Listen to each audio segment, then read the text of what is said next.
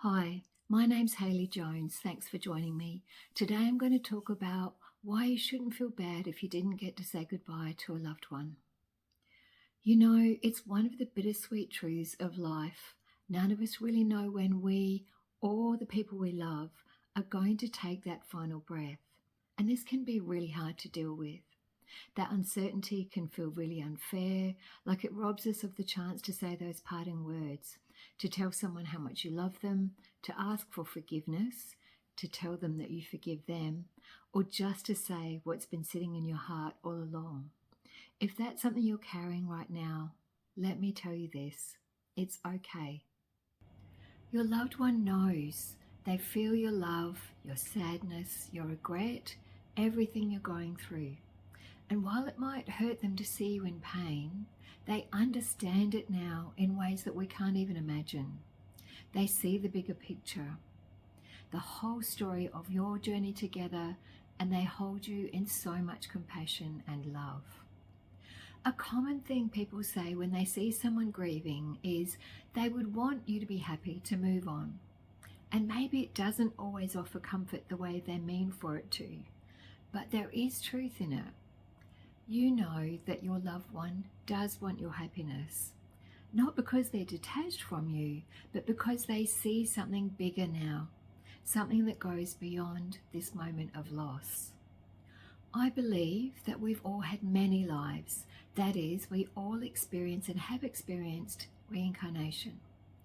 Obviously, this also goes for our loved ones who have passed. The life they most recently left as your loved one was just another in a long line of lives they've had. And your current life, the one you are currently aware of, is also just one in a long list of lives that you've had. This means a few things then. We're all connected through life, through death, through everything.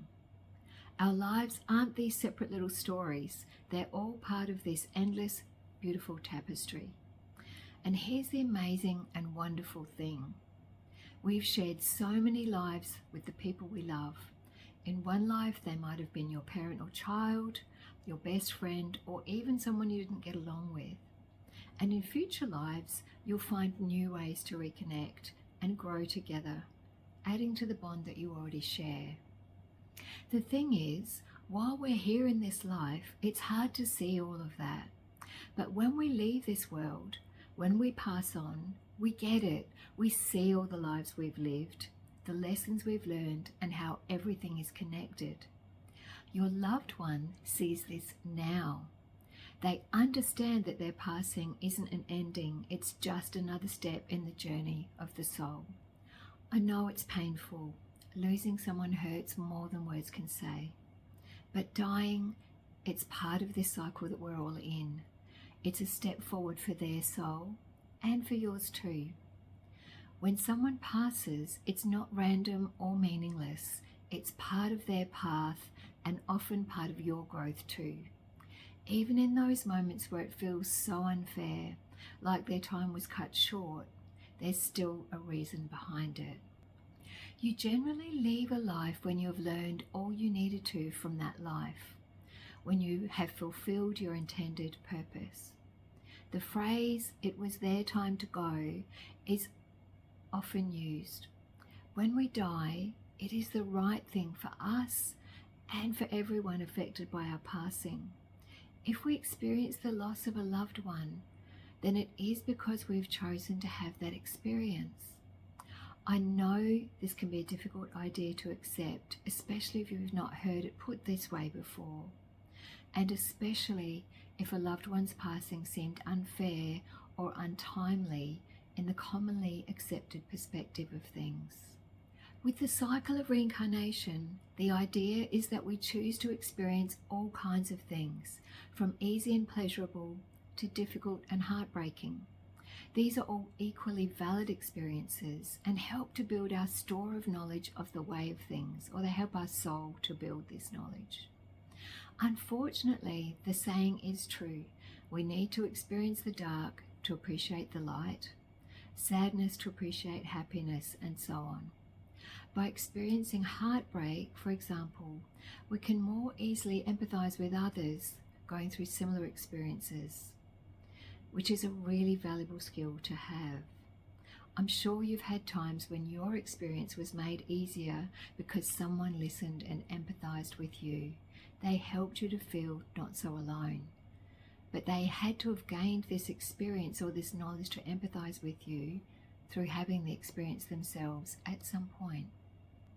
It is, of course, natural, healthy even, to grieve the passing of a loved one, whether they are a spouse, a child, or even a pet.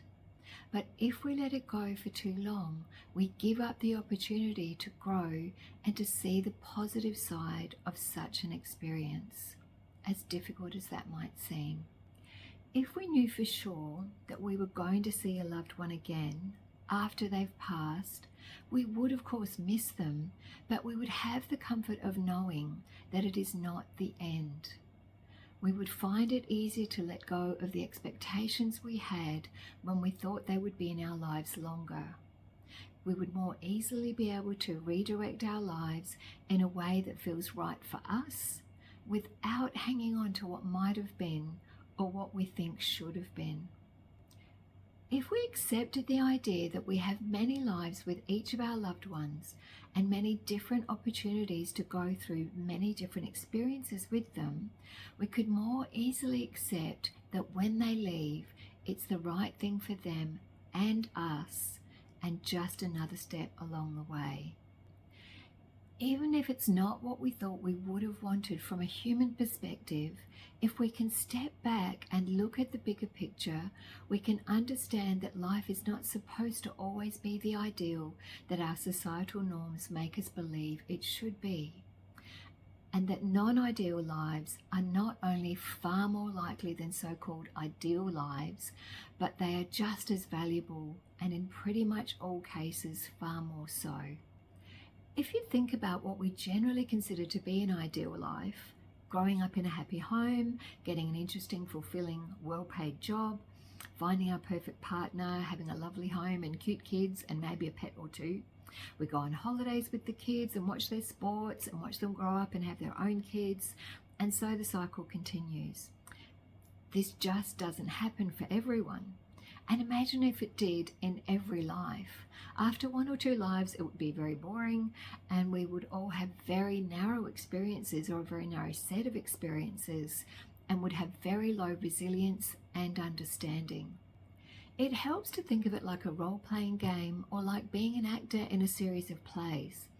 If each time you played the game, the scenario, play, and eventual outcome were identical, or if every play you were in was just a slight variation on a theme and you always played the same character to whom the same things always happened, you would get bored with that game or playing that part after not too long. One often hears the phrase, "I wanted to have X like everyone else." But this is never true. No matter what X is, whether it is two present, attentive, loving parents, a sibling or two, or even a pet, not everyone has this. Not one person that you've met or will meet has had a perfect life, the life they expected to have. This is because their expectations have been based on our society's ideal, which has been created from the viewpoint of having just one life, and a bunch of other generally religious factors that we won't go into here. Factors that do not take into account the bigger picture and the idea that we are all a part of Source trying to experience all that is.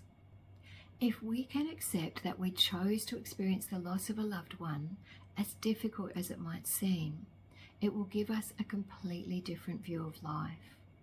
It will open us up to ideas of what we could learn or achieve in light of such an experience. And if we can accept that we experience many different lives and many different situations over those lives, it can help us to let go of attachments to particular outcomes that have not eventuated in this one.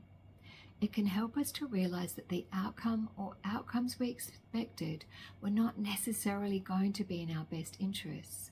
We may think that our expected outcomes will have made us happier, but we can't know this for sure. And we can also realize that happiness is not always the best measure of how valuable an experience or life is. In the 1960s and 70s, there was a woman called Jane Roberts who channeled an entity called Seth. She wrote many books, and I'll include some links in the description. In one book, she told the story of a couple who had lost their young child to illness. The child was around 2 or 3 years old, and they were inconsolable. They met with Jane for a session talking with Seth. Seth was able to tell them that the soul who had acted as their child was actually a very advanced soul who in the spirit world was actually a guide for the souls of the parents, so a superior soul to them in terms of experience and knowledge. This advanced soul was well past needing to incarnate in human form, but had agreed to incarnate for just a short time as their child to help them with an experience that they needed to have. So even thinking of it this way, you get a sense of that separation of them, the child belonging to them or them owning the child. You see the child in this case as a separate soul, which is always the case. So having this experience of having their child not be long on the earth would help them to achieve their purposes in their current lives. This advanced soul would not have agreed to being their child if it had had to stay for an extended period of time. It had much better things to be getting on with in the spirit world. So hearing this from Seth was of an enormous amount of comfort to this couple, and they then were able to get on with their lives, feeling much better and having a better understanding of who their child was and that he was okay. One of the factors of grief when someone dies is the feeling that they are the victim, that they are worse off for not being alive. But the opposite is actually true. They are not a victim, and neither of those of us who are left behind. Remember, they and we chose the experience, and they are very happy where they are. They are home where they should be, and you are also where you should be. And there is so much joy to be had and experienced in your life when you can view it from this perspective. So if you have a loved one who has passed that you are regretting you didn't get to say goodbye to, it really is okay. You will see them again. Thanks for joining me. If you haven't already subscribed, I'd be really grateful if you would. See you next time.